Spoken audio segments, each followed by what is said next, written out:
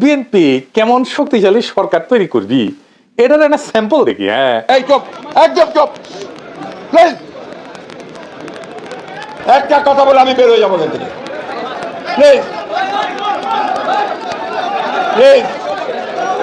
সবাই চুপ করে থাকেন, ধন্যবাদ। চুপ করেন প্লিজ। আপনারা বসেন না ভাই, আপনারা বসেন, এভাবে যুদ্ধ করতে পারেন না, আপনারা নিজেরা বসে দেন। নির্বাচিত সরকারের চাইতে শক্তিশালী কোনো সরকার হতে পারে না। বিএনপি মানুষকে যেন মানুষ ভালোবাসে, প্লিজ প্লিজ।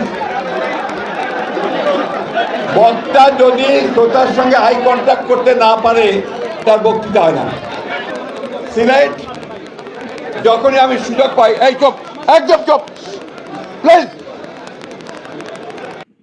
দেখেছেন নিজের মিটিং এর কর্মীরা কথা শুনে না, বক্তৃতাই দিবার পারে না, আর শক্তিশালী সরকার বানাবি। শখ আছে ভালোই, অনেক সময় না কুজা লোকের না শীত হয়ে শখ হয়, বুঝছাও তো। ওনারা শীত হয়ে শুবার পারবে কিনা জানি না, ভবিষ্যৎ কইতে পারবে।